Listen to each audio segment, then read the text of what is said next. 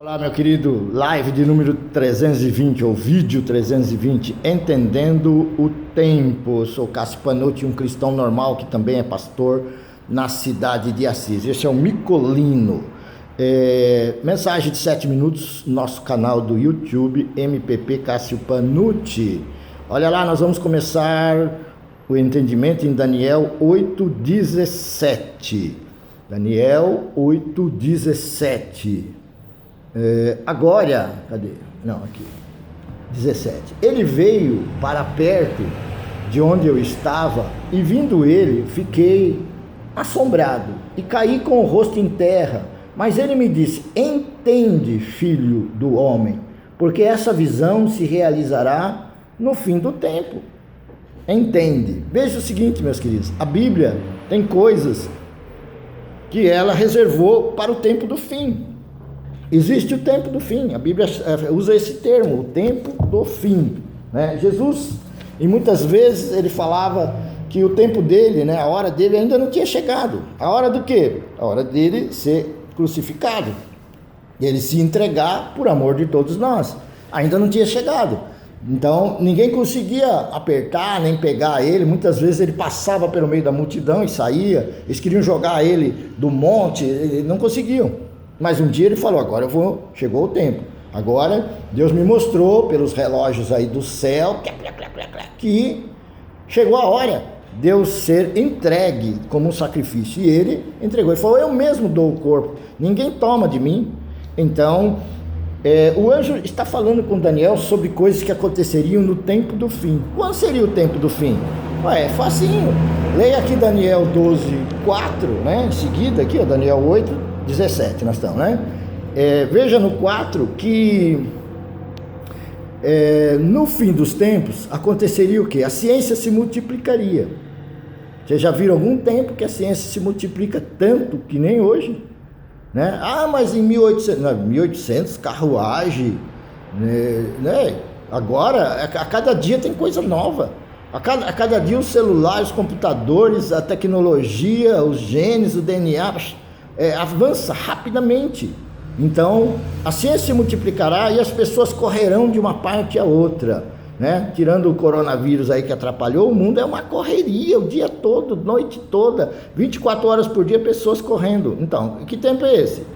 Esse é o tempo que o anjo falou para ele: entende, Daniel, essas coisas que eu estou te falando se realizarão no fim. Veja que a profecia, ela sempre tem essa característica. Acontecem algumas coisas perto, algumas coisas num tempo curto, mas depois se elas são para o fim, se elas são lá para frente, elas acontecem de novo de uma maneira mais ampla. É como se Deus fosse ampliando o entendimento da gente sobre aquilo que ele vai fazer, né? Agora eu quero chamar outro texto, Mateus 24:34. Em verdade vos digo que não passará esta geração sem que todas estas coisas aconteçam.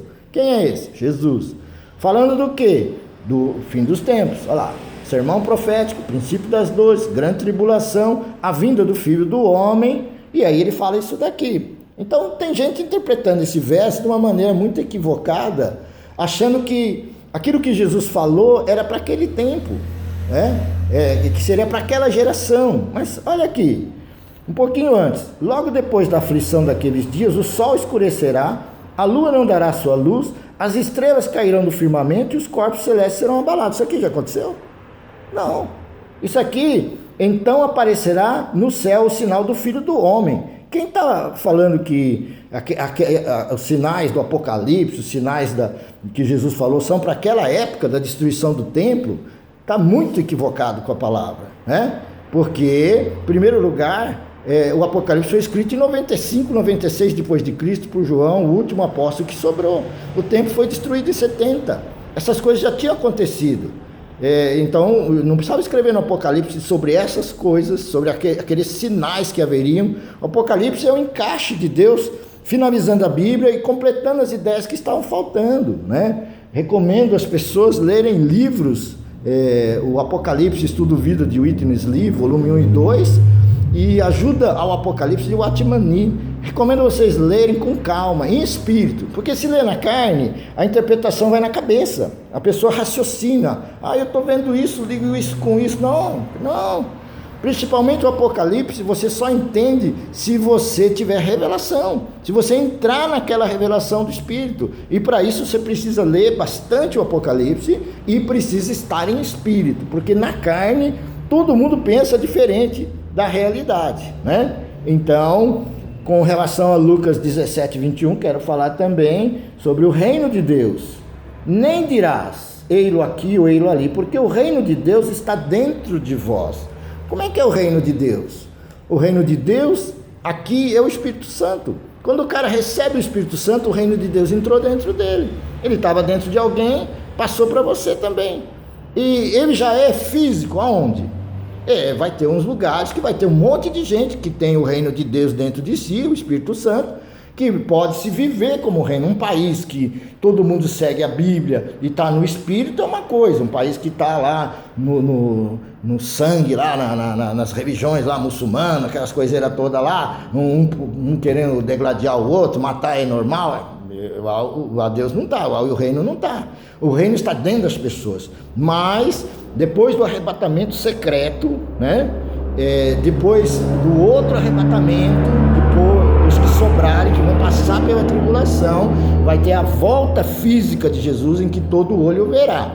Aí vai ter o julgamento dos santos, né? Vai ter aquela ceia que fala, né? As bodas do Cordeiro, e vai começar um milênio, um reinado físico de Jesus em Jerusalém, 1000 anos, né? Em que Jesus vai reinar e os vencedores vão estar com eles. Eu oro para que você seja vencedor, né? Nós não pregamos aqui, não somos profetas do caos, nós não pregamos derrota para ninguém, ao contrário, nós pregamos para vocês serem vencedores. Você pode ser vencedor até Jesus voltar. A hora que ele voltar, os vencedores ele vai tirar, tá? E aí os que não queriam seguir a Bíblia corretamente, ou que seguiam pelas metades, ou estavam morninhos, estavam na carne, ou eram ímpios, aí eles vão viver as consequências do que eles mesmos planejaram. Tem um tempo de Deus para isso.